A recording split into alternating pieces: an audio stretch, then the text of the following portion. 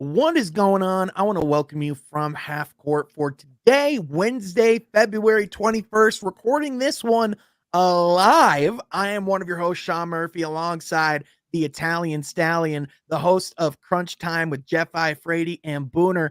It is Jeff Iafrate. Jeff, you beautiful bastard. How are you doing today? I'm doing good, Sean. It's good to be back. I look at this as like my therapy every week. Me and you could chop it up about the Detroit Yes, Pistons. sir. And it's funny because, especially for this episode, it's not just the Pistons, but a lot has happened. I mean, if you're on social media, you see the JJ Redick stuff.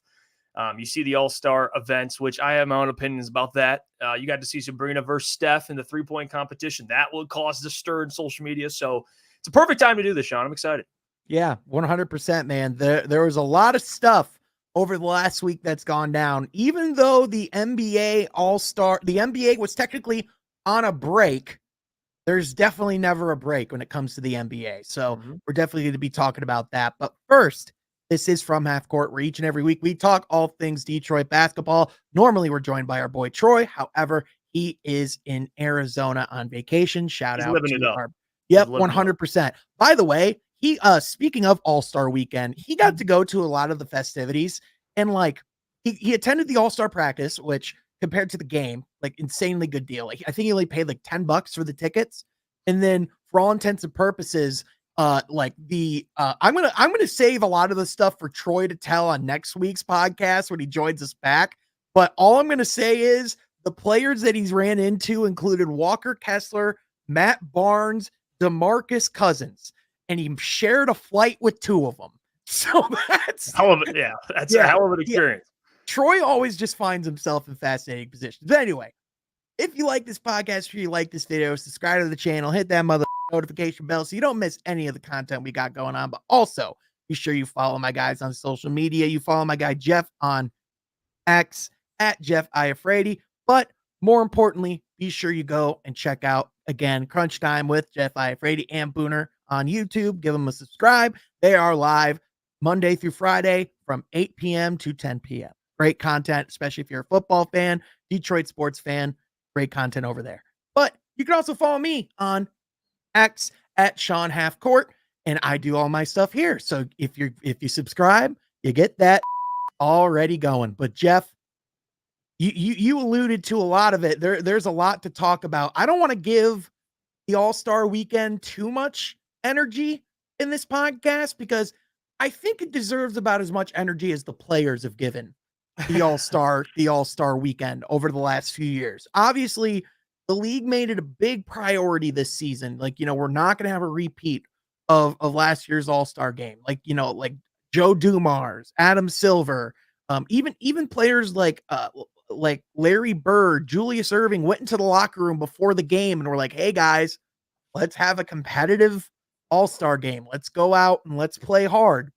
And if there was anything that was indicative of, whether or not these guys ultimately took this responsibility seriously to go out and play hard, I think this question was answered with about 30 seconds to go in the second quarter when Luka Doncic decided his explanation was going for the 2-for-1, but this was his 2-for-1.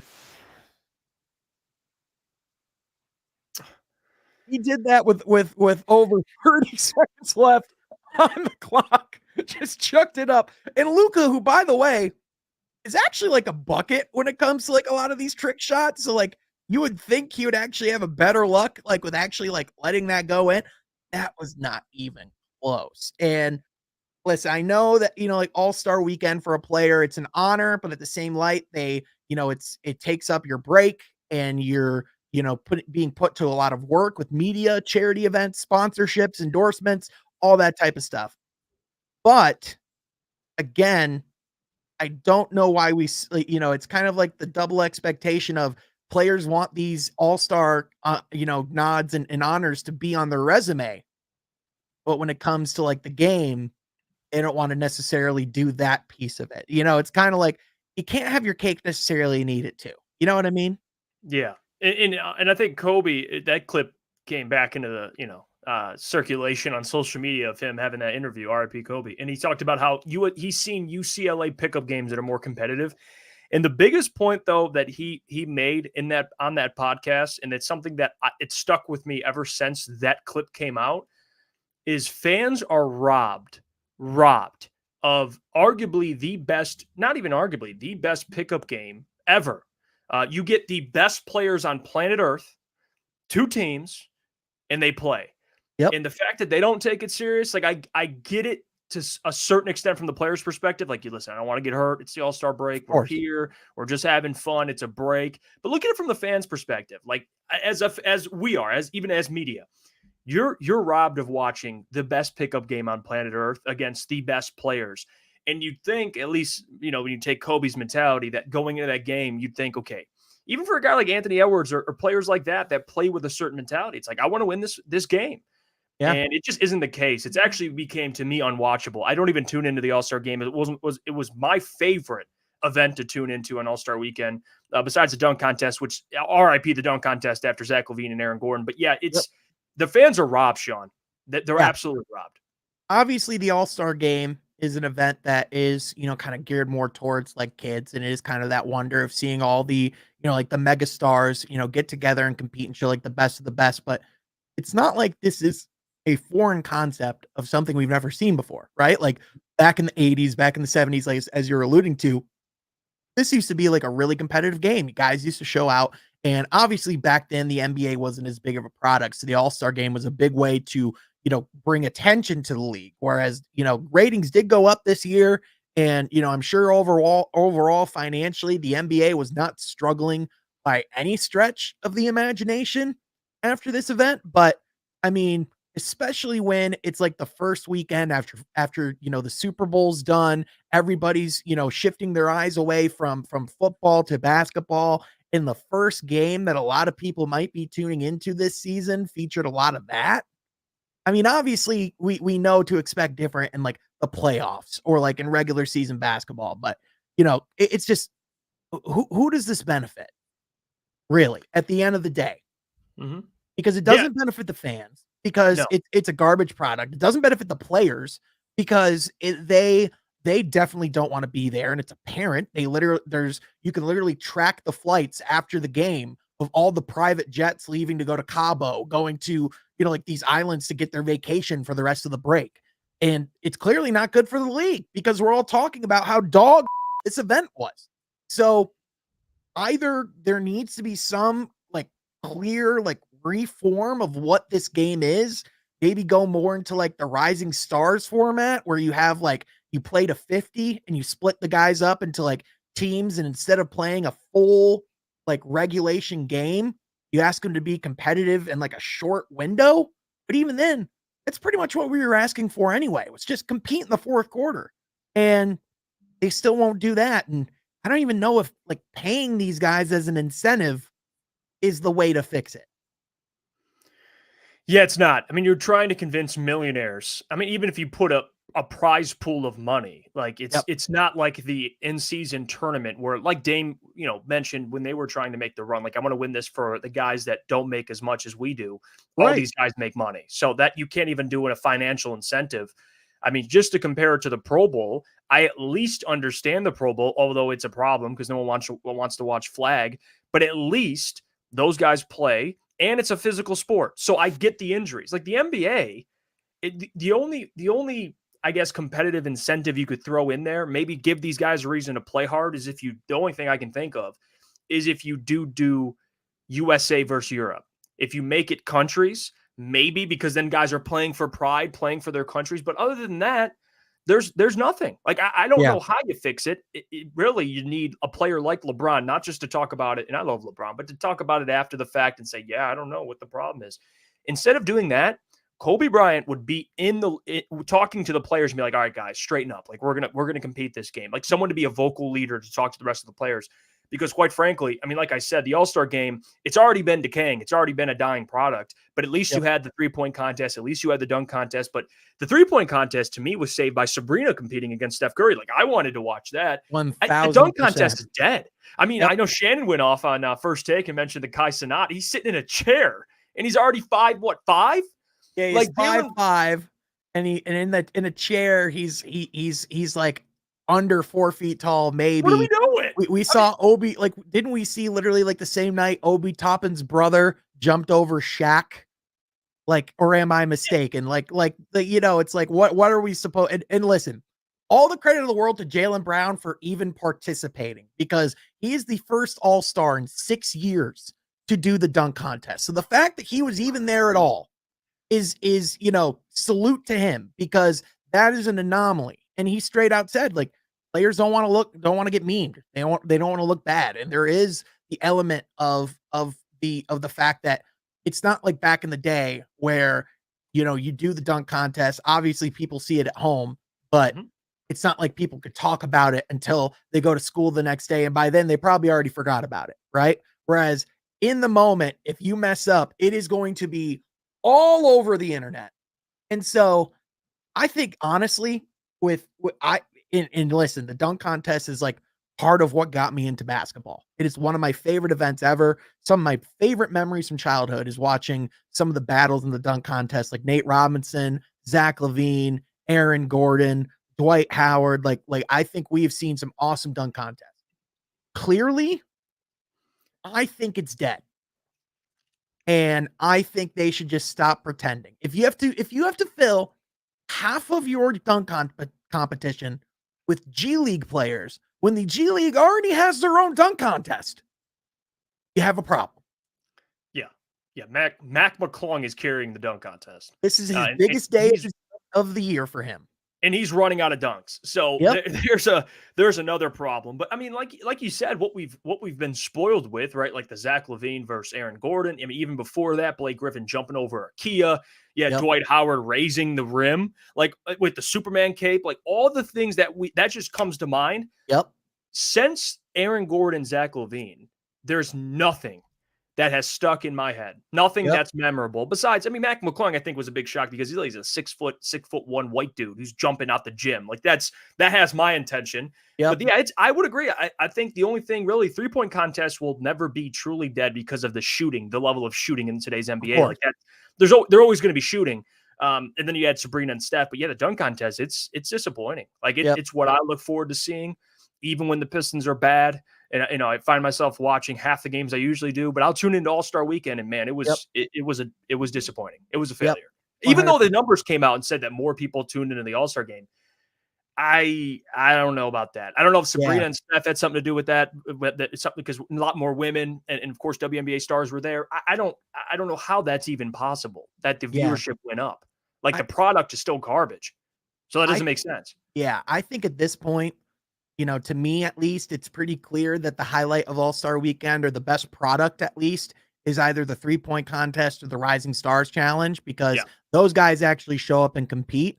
And although I was left a little bit disappointed with this season, even though shout out to all the G League guys who upset Victor Wembanyama's team, like full of stars. Like a lot of those guys came in, played their asses off, and got to the finals in that. That was really cool. But it's just, you wish to see that the rest of the weekend. But, like you said, it's not like the in-season tournament where LeBron said, like right after they won, like the guys at the end of the bench were like, when do we get our money? He's like, I don't know.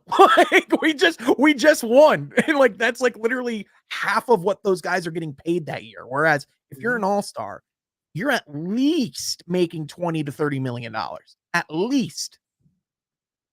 So what's the incentive to do that? You know what I mean? Like, exactly. Yeah. So I don't know. I'm interested to see what the approach is moving forward. I mean, it's going to have to be, somebody's going to have to kind of, I don't want to say fall on the sword, but participate. Like you said, Jaylen Brown, I'm glad he did. even though the dunks were garbage, but regardless, they need someone else to participate in, really like two guys in particular to battle. And they need to spark some excitement back to All-Star Weekend. That's why I said I really do think All-Star game wise, I like the idea of USA versus Europe, because just with the influx of European talent, I think you have a legit, or not just Europe, but world, global, and have like Canadians and global. I think that would be intriguing. I would watch that. Just because it'd be battle of the countries, but still, besides that, I don't know a fix. I mean, I don't. No financial incentive is going to work. Yep. And listen, obviously Adam Silver, I mean, he was transparently pissed. He looked pissed at the end of that game, and the clip of him saying, guys, I mean, the East, well, You broke the all-time scoring record. You got over 200 points. So congratulations. And then just like walked away. Like he did not want to be there. And listen, at the end of the day, my other thing, and this is just like a soapbox, I think I mentioned this last year. If you're gonna go out and give that type of effort, don't charge the tickets like it's a game 7. Don't charge the tickets like it is the best players in the world going out and playing a premier scrimmage. Because if that's the effort they're gonna bring, tickets shouldn't be at minimum like $400 to be at that game. That is criminal. Mm-hmm. For that product. Yeah, for that product. No. Yeah. For that product, that is criminal. But Jeff, speaking of something that was rather depressing over this last weekend, there was a clip that surfaced of and listen, we knew before that Tyrese Haliburton had thought that the Pistons were, going to end up taking him, but we had now gotten confirmation via an interview. I'm not familiar right off the top of my head who this interview was with, but on the podcast, he talked about how he took it personally that Killian Hayes was drafted over him, saying, this is someone who you're kidding, you drafted a point guard over me, like someone who, isn't as physical as me. Like in the moment, here's the quote. In the moment, I was just angry. They need a point guard and they're not picking me. And at the time, Troy Weaver said the difference between the two was size and physicality. And while that was something that, you could say at the time, Killian didn't use that size of physicality for jack and was waived at the trade deadline. And now Tyrese Haliburton is one of the premier faces of the league, was the face of All-Star Weekend this last weekend in Indianapolis. And if he keeps playing this way, has a chance to be in the conversation of like greatest point guards ever, like just like with the talent that he has. Obviously, the Pistons were not the only team to pass on Tyrese Haliburton, but if you are to go back and you're to look at, if this regime ultimately fails, like let's say ultimately they decide to move on at some point, this is going to be the moment, no matter how much they've done, solid drafting or good decisions, or, have tried to do the right things to make like the Pistons winning basketball again. This unfortunately is going to be the thing that haunts them, because it's just the next player on the list of perennial all-stars that were supposed to be in Detroit, or that could have been in Detroit, but ultimately were passed up for an inferior player or just a flat out bust. Yeah, and I think real quick too, it's funny. Duncan, shout out to Duncan Smith. He retweeted Omari. Did you see that? His poll that he put up back in, it was August 25th, 2020. Yep. And he put up a poll on X, and he asked, the Pistons are on the board. They're taking a point guard, and LaMelo has already been taking. Who would be your pick hypothetically? 828 votes in this poll. 68.8% picked Killian Hayes. Yep. So, like, before we play, and I'm just saying, before we do the whole looking back, easy decision. Yeah, like a lot of Pistons, this isn't me, this is Pistons fans voted 68.8% Killian Hayes. Mm-hmm. But to answer your question, will it affect him? The only way it's going to affect him regardless. You never live that down, considering how drastically different each player is. One is out of the league, and one's one of the best point guards in the league. So that obviously hurts. The other part of that is when you're losing, that doesn't help either. Like, and then you see the Pacers and see what Tyrese is doing. That hurts too. So, and of course you got Jaden Ivey and Cade, but I think how this thing can disappear, or at least be minimal or minuscule, is if Ivey and Cade are they're on the right track right now, but they continue to develop into all-stars and they start winning games. Then you look at the backcourt and be like, all right, well, I like the backcourt. They're successful. Yeah, it was a miss, but we got it right. Like, if they continue to lose, or at least it takes longer to get to even a postseason team, yeah, absolutely, it's going to hurt Troy Weaver, no question. Yeah, and listen, this isn't, and you are absolutely right, because hindsight GMs would get every single pick right, and would be the greatest general manager of all time, clearly, because they always seem to be, I was saying you should do this. And at the time, like, I'm not gonna lie, like during that draft, my number one player was LaMelo Ball. I thought he was gonna be the best player out of that draft. Yep. He could be he could be like the second most talented, but Anthony Edwards is definitely the best player out of that draft. When talking about, and even on top of that, I wasn't too familiar with the overall depth of the class because of the COVID pandemic, because of the lack of basketball. We actually got to see these guys play. And so, although at the time, if I was the general manager, I would have picked Haliburton, I would absolutely be lying through my teeth if I told you that I thought he was going to be this early, especially shooting as well as he does, because the knock on him from day one coming into the league has been his wonky shooting form. You Right. know, like his unconventional form, and whether or not it's, it can work, and it clearly has. Like, yeah, and ultimately, again, the Pistons have Jaden Ivey, they have Kate Cunningham. So the difference is, it's not like in the past where you're just left with nothing and you're just in this purgatory. But again, like, you really are going to have to, like, when you go up to the plate like that and you take a swing and you miss, you better make sure you get on base next time. Yeah, and that's the thing too. Like, even looking back in the draft, like I was with you about LaMelo. I didn't know Anthony Edwards would be as good as I knew he'd be good, but not like this good. He's not Mhm. clearly the best player. How I felt about Tyrese Haliburton and Killian Hayes was, well, depending on what, I didn't know which direction Troy was going to go. I thought Killian was the big swing pick. Like, hopefully he pans out, high upside. And I thought Tyrese was, you get a little more of a finished product, but still good size. We knew what he was as a point guard. I believe at Iowa State, that's where he played. Mhm. But at the end of the day, when they picked Killian Hayes, I go, okay, well, you're banking on upside. That's what that told me. Now, I didn't know he'd be this bad. And to the other point, I didn't know that Tyrese would be this good. So, I mean, yes, even for the people that were like, well, I always knew it was Tyrese Haliburton. Like, and again, if you really felt that way, I give credit to you, but that wasn't a consensus thing. Like, people were looking at Killian. I mean, and I know the joke now is like people called him the French Harden because, Yep. coming out when he played overseas. But yeah, I mean, it's unfortunate, but GMs are going to miss. The downside is misses like this can cost jobs. Like, we've Yep. seen it in the NBA. We've seen general managers that are good talent evaluators that miss a pick like this, and you see the other player that you didn't take turn into what they were. I mean, as Pistons fans, we're used to this, right? Like, I mean, you look at Luke Kennard over Donovan Mitchell. Like, this isn't foreign to us. Yeah. But yeah, Stanley this Johnson is over one of those Devin things that Booker. will. Yeah, another one. And I love Devin Booker. That's a big miss. But this is something that the organization, and Troy Weaver specifically, it's his first draft. He'll never live down. He just won't. Even if they become successful, everyone will always bring that up. Yep. Yep. 100%. And, ultimately, again, like you said, the only way you put that to the side, the only way you forget it is if you win, is if Yep. you ultimately, and also if those guys do transcend and take that next step. And it looks like, again, they have been playing really well, and having, Ivy in particular over the last month or so has been playing great. Cade had that awesome stretch in November and December before, kind of getting derailed with that injury for a little bit.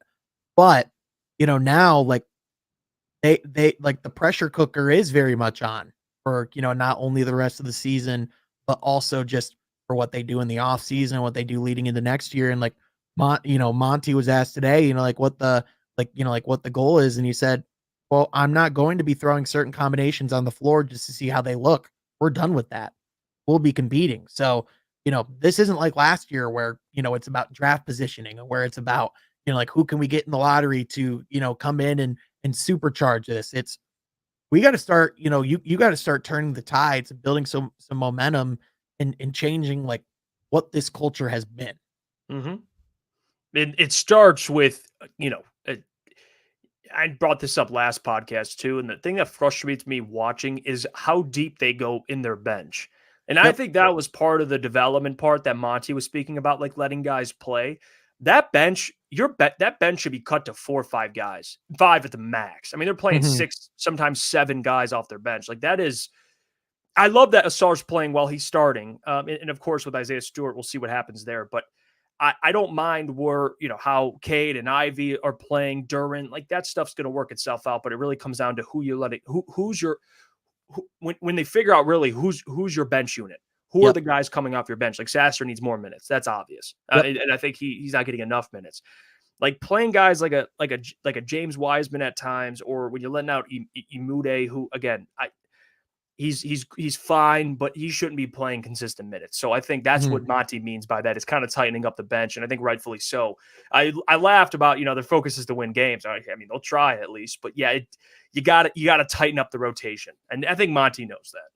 Yeah, 100%. And and again, it's not for wins for this season. It's not to try and push for some, like off chance play in. Like, no, they are well out of that. Like, that is not the conversation. But what is in the conversation, what is possible is, can you end the season as not the worst team in the league? Can you Yes. position yourself and be, instead of the bottom 3, be like the 4th worst team in the league? And, like, I know that sounds trivial. I know that sounds silly, but ultimately, like, that is a legitimate thing to say, like, we were not the worst team in basketball. And, they're only 1 win behind the Washington Wizards now, after, all the losses the Pistons endured. They're only 3 wins behind the Spurs.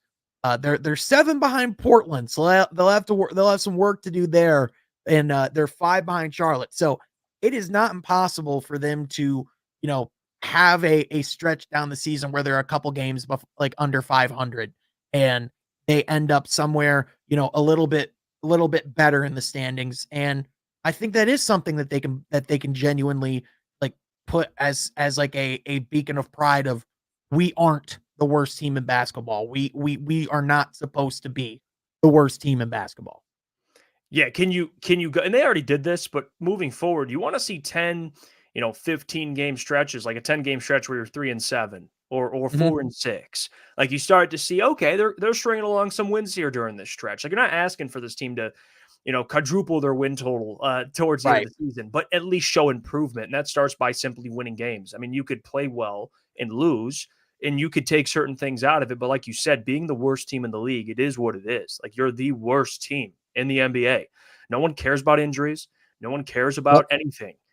So that's what they need to work on is finding ways to string along some wins, which they did before the trade deadline. They won like back-to-back games, but that needs Mhm. to be something because again, nothing helps more, especially the young players, when you not only seeing the ball go down and see the make shots, because that obviously boosts confidence, but winning games. Like when Yep. you string along a couple wins, you're like, oh, we're playing well, and we're winning. We're finding the recipe to win. That matters. Like momentum, although it doesn't always carry over, the mentality does. Like you start to learn how to string along some wins here. So that should be their number one focus. Like, can you go, if you talk about through 15 games, can you go, 6-9? I mean, or Mhm. something. I mean, just figure it out. Like go, Yeah. and maybe they will, maybe they won't. We'll find out. Yeah, 100%. And, like I kind of said earlier in the season, that I think, there is a possibility that we could look back on this kind of like the Lions season, of last year, where, they came out and had that terrible start. We were all just mind boggled that they were 1-6, and then they turned it around, and, and made a genuinely good run. Obviously, they can't have that scale of run with where we're at, with how many Right. losses they've had. They were a different level of bad than the Lions were when the Pistons started their season, and there were different expectations. But but again, the thing that you can have in common is there is still something to, like, build off of. Like, this doesn't have to be the, like, anchor point, and like starting over, because there is still, things to be building off of. And speaking of hindsight general managers, and people having polls of who people wanted at given times, there's been a lot of chatter about Kevin Ali, because of the fact that he was just named the interim head coach of the Brooklyn Nets, which, in case people did not know, because I think people were under the impression, when it was like how it was like originally reported. I think people were under the impression that, like, that was the Nets guy. Like, they went out and they were like, "We want Kevin Ali," which I'm sure they think highly of him. That's why he was on the staff, but he was their assistant coach. That's why he is the interim head coach. So, you know, what did you make of the news when you saw it? What was your reaction to some of the, the dialogue around it on Pistons Twitter? Because, the thing that was interesting to me was a lot of people who were saying it would be a disaster if he would be the next coach of the Detroit Pistons, or like, watch him go dominate in Brooklyn, when I don't even think you actually feel that way. But Yeah, and that's again, it just feels like it's a constant fear of like the what if with Pistons fans, like the hindsight stuff, like, oh, if Ollie starts winning games, we had an opportunity to hire him. Well, let's just revisit. No one wanted Ollie when he was looking, even when he was looking for an NBA job. People wanted Monty, but it's funny how now people want Monty fired. Now we want Ollie. So it's just it's the road of being a fan. Emotions are tied into it, which I understand. I think for Jack Vaughn, who got fired, it's very easy. Like, you promote Kevin Ali, you give him an opportunity. He's unproven, see what he has. And if he doesn't have much, then you fire him and hire a coach. It's actually very simple to me. This makes complete sense. And it's two different situations too, with what the Nets and the Pistons are in terms of youth. So before people try to compare direct situations, it's not the same. But yeah, I think Kevin Ali, I think he's a good coach, a good player development coach. He's shown that working with guys like Asar Thompson. But, I think the biggest win he has on his resume is his press conferences, or his post, is him talking to media. He has some good quotes, but he's unproven. Like, we don't know what to expect out of Kevin Ali. And I just want to prepare Pistons fans, if there is a potential run, just relax. Like, you got the better coach, not only on paper, but resume wise. And that's what you wanted. You wanted a more proven coach. So it's funny because, and real quick, I just want to throw this, not that I'll be doing this, but it's funny because when Kevin Ali was suggested from Troy, people were coming after Troy, but now watch Kevin Ali have success and no one will bring that up. Yep. 100%. I already know what's going to happen. And I'm not saying he will have success, but if he does, people are going to be like, well, I should have hired him. Well, people like yourself didn't like it when Troy initially wanted him, but that was just me. And listen, Brooklyn has some pieces that are intriguing. They're not a terrible roster from that standpoint. But just to give a little bit of perspective of some of the things, the hurdles in the way of Kevin Ali, he is now the 12th Nets head coach since 2010. Jeff, in 14 years, the Brooklyn Nets will have had 12 coaches. Jeez. 12. 12. Yeah, ownership's a disaster. I mean, the Steve Nash hire was the most interesting one. It's you can like go through and really break down like, what was your favorite disaster hire for the Nets? Like, mine, Steve Nash. They've just continued to miss. Which disaster Nets hire are you? Yeah. Like, do the BuzzFeed quiz. Yeah, I think. I mean, I like Jack Vaughn too. I did. I know why. In a way, they fired him. I get it. But who knows? Like, that again, that should be your confidence booster if you think Kevin Ali is going to be a stud. I mean, unless Kevin Ali just fell into their lap, they just have a terrible history of hiring head coaches. It's just it is what it is. They haven't been able to get it together, and they've lost some good players because of it, and kind of ruined some good seasons because of it. I think the most notable would be a Steve Nash, but. Yeah, I mean, you're overshadowed already by a team like New York, so it's a tough place to be in if you're a head coach. I don't know what head coach would want that job. Even the ones of color that don't get, especially the ones like Jack Vaughn, they get screwed in some ways. But yeah, it's just not an enticing place to go coach. Just looking at that stat, like my agent, if I'm a coach, would be like, "Hey, you sure? Like, because if you don't win initially, you might be 13." Like, you're right. I'm going to wait, especially if I'm a coach with stature. I have a resume. 1000%. And, I also saw some like chatter of like, how was Jack Vaughn relieved of his duties, before Monty Williams, like with everything going on. And listen, there's just no world. First of all, if Monty's still here, like right now, after everything that happened, back, in November and December with the 28 game losing streak, he's not losing his job this season. And even then, you still have to remember the reputation that he does have. But on top of that, the investment that they did make in him was not for nothing. And so the difference between a Monty Williams and a Jacques Vaughn is Jacques Vaughn had your standard, like run of the mill, middle of the pack, like average, head coaching salary, like 4-year contract. Whereas Monty Williams is in a first year of a long haul contract. Like, he is here at least for the next few years. So, and on top of that, totally different situations where, the Nets, they have no incentive to be bad. They don't own any of their picks. It is a heck of a situation in Brooklyn. And since they pulled that stunt of during the Pistons streak of playing their asses off and then sitting their guys after the Bucks game, they are 6-18. So I remember us talking about that and talking about how garbage and weak that was at the time. That showed us exactly who this team was, and that's what they were after that game. So, and that's the Bucks team that I think over the last 10, what are they, 3-7? I think that's with Doc Rivers. So, hey. Speaking of Doc Rivers, I'm glad you brought up his name.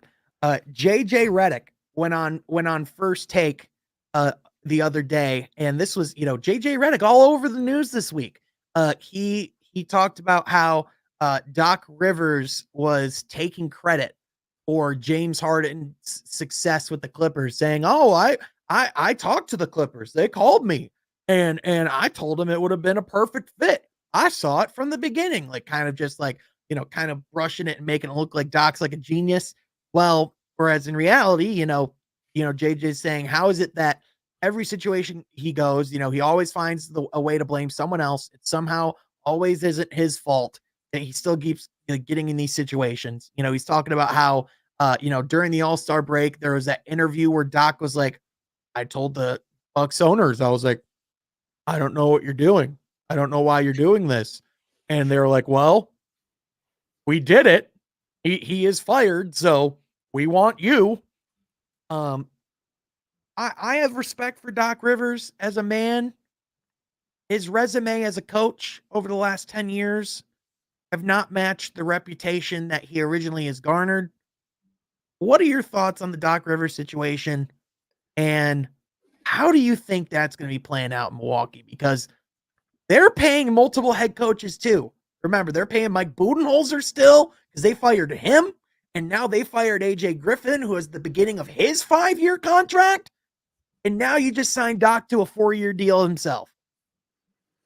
I think firing Mike Budenholzer was the biggest mistake they've made. And then not only that, but they hired Adrian Griffin. He had them like 31-13, something like that. And the reports came of the locker room, and he's fired. I think they made two terrible decisions. And it's not that I think Doc's a bad coach. It's just not enough of a significant upgrade for me to look at it and be like, you know what? Yeah, that makes sense. Like he's worth firing for. I think Doc Rivers, and it's funny because you brought up what he's been saying. He also said that he thought Shea Gilgeous-Alexander would be he would be great. Yeah, I tried telling Kawhi, like, man, this Shea guy, man, he's going to be really good. He's giving me a little bit of LeBron. Doing a little bit of LeBron, where he's telling people, we'll get to him. Don't worry, we're gonna get to him. Yeah, doing a little bit of that, hindsight 2020 stuff. But yeah, I mean, Doc, it's terrible. I mean, the Bucks are Damian Lillard and Giannis Antetokounmpo in the roster they have. They should be unequivocally, undoubtedly, a NBA champion. That roster again, Giannis should be a 2-time champion. And I don't know if Doc Rivers is the one you want kind of leading that charge. So it's a disaster. Like, to me, they should have never fired Mike Budenholzer. That's a guy that brought you a championship. He's earned the right. He's earned the right to have longer of a leash than any of these guys. And then Andrew Griffin didn't even have a leash. It was like a string leash. It was like about this long. So it's unfortunate, but that's on the organization. I think Doc Rivers even said that and I don't know if this is true, but he even questioned the ownership. Like, why would you fire Adrian Griffin? He's probably just as confused walking in. Yeah, no, he straight up said it in an interview. Like, that's like, he was like he's like, he literally said, I told the owner, I don't know why you're doing this. So like that was his. So yeah. And Giannis just resigned. I mean, not too long ago. So, oh my gosh. Yeah. Well, and here's the thing. Just because he's re-signed, that doesn't mean that he doesn't have the power to, say, I don't want to be here anymore. And there are numerous teams throughout the league who would give up all of their assets and more to try and get in that race. But, it is interesting to me, the Bucks, since they've made the Damian Lillard trade, since Giannis went on that podcast in the summer and made it pretty clear that he's looking to win, and as much as he loves Milwaukee, he wants to be where he can win. I think we've been watching the Bucks operate as a franchise out of fear, right? Like when they first hired Adrian Griffin, it was it was still when Drew Holiday was on the roster. It was this plan of, it seemed like they were going to try and kind of rebuild and restructure around Giannis in real time and replace some of those older vets with players who can come in and produce.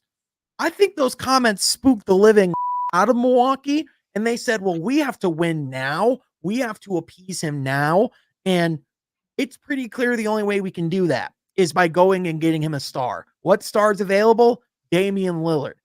I do not think they thought about the ramifications of not only losing Drew Holiday, but the prospects of where a Drew Holiday could go.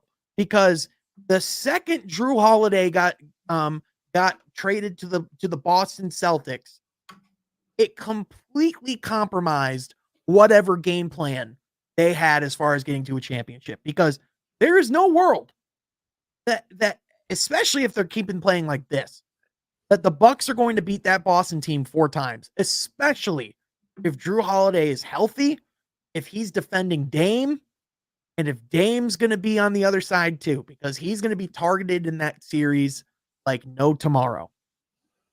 Mm-hmm. That's why it's unfortunate. Like, I think the Celtics they're the best team in the East, and now the Bucks are in a position where, I mean, what happens moving forward? So you're going to keep Doc, or are you going to have to make a decision? Let's say they do have a terrible playoff upset. Like, what do you do at that point? Yep. You fire Doc again? I mean, he's been fired how many times in the last handful of years? Like, what are we doing? If there's any good news, if you're a Milwaukee Bucks fan, it's like, all right, good news. We're still really good, despite the fact we're not as good as we should be. And we have Giannis and Dame secured under contract, for a few years. You have some cushion in theory there. They're not getting any younger, especially Dame. And you essentially gave up whatever future assets you had to put this team together. And now you're going to be a second apron team. So now you're going to have all those penalties that come with it too. And the East isn't getting worse. Teams like Orlando aren't getting worse. Indiana isn't going anywhere as a future threat. Donovan Mitchell has a thing or two to say. The Knicks are a superstar away from being a legitimate championship contender right now. And even then, as constructed, could potentially get to the finals. How is their trajectory going this way and not this way? There's just not a world. And that's the Knicks who, with Tom Thibodeau, I thought would be fired in the past. And look, they stuck it out with them, and look, they upgraded the roster, and look at them now. And I'm not saying they're going to make the NBA Finals, but they're certainly they're in that discussion. So there is a reward for teams that are patient. Like there is. And now I get feeling a type of pressure with Dame. He's not, like you said, he's not getting younger. But that's if you have to have confidence that the guy you have in place is capable of taking you to the promised land. And that's why I brought up the Mike Budenholzer thing, because they had that. Like they had a guy that was proven. They had a guy that was Giannis loved and everybody else loved. And I know they who knows behind the scenes, because I'm sure, I don't know for a fact, but you'd assume they'd go to Giannis about a decision like that. I don't know. And same with Adrian Griffin. But if they're not, that's even more of a red flag. So the Bucks are heading down a dark hole. This is going to be potentially, most likely, another team that on paper looks so good. Yep. And they just got held back from ownership and things that the players couldn't control. And the difficult thing is, Giannis, like with the Adrian Griffin hiring, he was involved in that process. Like they had a meeting, and Giannis told the Bucks he handpicked Adrian Griffin and said, I want to play for that guy. And within a month, he no longer wanted to play for that guy. And it was very apparent. So how that turned rather radically and rather quickly is going to be a mystery. Again, I was literally in the press conference, like watching Adrian Griffin talk, like less than 24 hours before he was dismissed. It will always be a jarring and boggling like event to me because of that. But, again, it's just, yeah. I mean, if you talk about, again, you have Giannis Antetokounmpo, you have Damian Lillard, you're always going to be in the picture. But this seemed like this would be their best year to, like, their best chance would be this year. And so It'll be fascinating. That's for sure. And I feel for Dame. Like that Yeah. was supposed to be the place. And I'm sure Dame, when he first got traded, was like, "What? I'm going to play with Giannis? Like this is we're gonna win. We're gonna win a championship. We're gonna win Yep. championships." And now it's like, I don't know if you'll get one, man, with where you are now. Yep. But I mean, that just shows like how competitive this league is, man. Yeah. It's a different level. But yeah, I mean, 30 games left right now. Obviously a lot of different storylines, like things looming. Are there as of right now, if you had to pick like who's your favorite to contend and win the finals, who's your favorite as the championship favorite right now, Jeff? Just out of curiosity. So for me, and this is where I've been because I especially come postseason time, talk about being patient. I'm gonna go with the Denver Nuggets. That's still my pick. I think the only team that could put up a fight would be the Boston Celtics, but still, I just think where Jokic is at, and I think the Nuggets come postseason time are going to be even more dangerous. They have the ability now. They're in this time where you could just flip a switch, and certain teams have that switch from winning a championship and playing in postseason games. So give me the Denver Nuggets right now. Yeah. Yeah, I agree with you. I mean, Denver, if you talk about who has to be the favorite, I mean, they're the defending champions. They went through this exact type of lull this time last year. It's not really a secret that, like that Jokic and the Nuggets have found a way to pace themselves in the regular season to be ready when it does come for playoff basketball. So definitely can't count them out. The Clippers are the way that they're playing definitely have to be considered. But on the other hand, you look at James Harden, his history in the playoffs isn't the greatest. Russell Westbrook, his history in the playoffs isn't the greatest. Paul George, his history in the playoffs is certainly not the greatest. And so, like those guys, as long as Kawhi Leonard is healthy and there, they have a fighting chance. But man, he needs one or two of those guys to be there with him balling. Right. Yeah, I think Yeah. another interesting matchup too is with the Timberwolves and what they're doing. Like, Yep. I would love to see a Timberwolves Nuggets series just to Yep. see how they match up. Like, I think with Gobert, even Karl Anthony Towns, with the way he's shooting the ball, Anthony Edwards, Mike Conley, Jane McDaniels, I like the Timberwolves for the most part. I'm not a huge fan of Karl Anthony Towns, but you can't deny he's been playing well. I would like to see that matchup. Because again, this game's all about matchups. So I think the Timberwolves are a little bit of a sleeper there. But yeah, I just think in the West, you brought up the Clippers. I think that would be how they're playing. But even then, given the history, like I know Jokic, I know Jamal Murray, I know what they're going to bring come postseason time, and I know what Coach Mike Malone is. So it's hard not to roll with them, to go back to back.